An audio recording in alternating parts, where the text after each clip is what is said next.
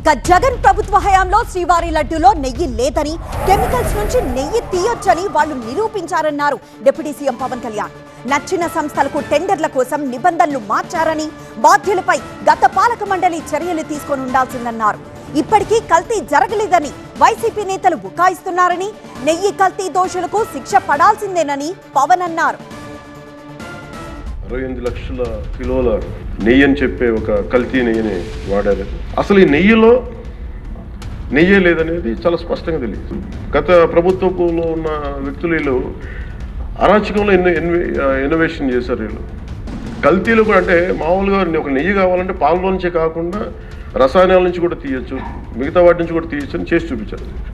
దానికి సంబంధించిన కంప్లీట్ ఈ సిబిఐకి మన ఆ రిపోర్ట్ ఇచ్చినప్పుడు ఎక్కడా కూడా నెయ్యి లేకుండా వీళ్ళు నెయ్యి తయారు చేశారని చాలా స్పష్టంగా తెలియజేశారు. ఎవరైతే పర్పెట్రేటర్స్ ఉన్నారో వాళ్ళకి ఆ శిక్షగా వెళ్ళిపోతారు.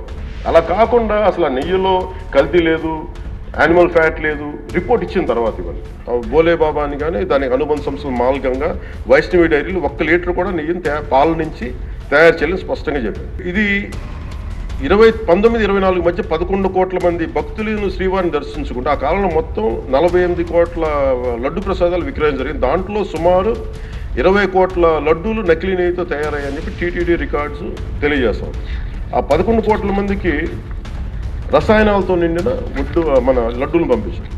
కంప్లీట్ పాలక మండలి బోర్డు, టీటీడీ పాలక మండలి board they have to take responsibility.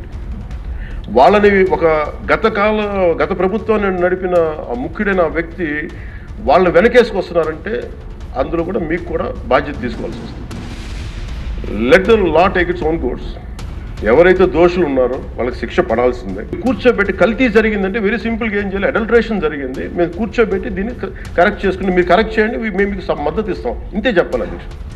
అంతేగాని దాన్ని వెనకేసుకొస్తున్నారు అంటే ఒకటి క్లియర్ కట్ రిపోర్ట్ ఉంది, అందులో నెయ్యి లేదనేది, అందులో రసాయనాలు ఉన్నాయని క్లియర్ కట్ చెప్పింది. ఈ రసాయనాల్లో ఏమున్నాయి అనేది అది పెరుమాళకి ఎరుక, ఆయనే కూర్చొని చేయాలి. ఒక రిపోర్ట్ ఏమో మాకు ఎన్డీడీపీ రిపోర్ట్ ఏమో దాంట్లో ఖచ్చితంగా ఈ జంతువు సంబంధించిన అవశేషాలు ఉన్నాయి అనేది చాలా స్పష్టంగా చెప్పారు. Proper authorised board. ఇప్పుడు వీళ్ళేమో కూర్చొని అది కూడా మాట్లాడలేదు. Very clear cut as on today special మన సిబిఐ ఇచ్చిన మన ఛార్జ్ షీట్ ప్రకారం ఆ నెయ్యి కాదు, ఇది పామాయిల్తో పాటు రసాయనాలు కలిపింది.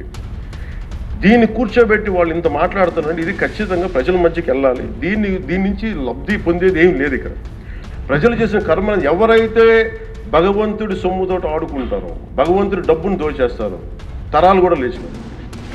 చాలా జాగ్రత్తగా ఉన్నారు. ఇప్పటికైనా కల్తీ జరిగింది, వాళ్ళు ఒప్పుకుంటామని చెప్పి వాళ్ళు నిజానికి ఇంకా ఇబ్బంది లేకుండా ఇంకా మళ్ళీ దీని గురించి మీరు ఢిల్లీకి వెళ్ళి కోర్టులు వేసే కొద్దీ మీ పాపం పెరుగుద్దే తప్ప, మీ నాశనం కొంచెం ఫాస్ట్ అవుద్ది తప్ప ఇదైతే తగ్గదు.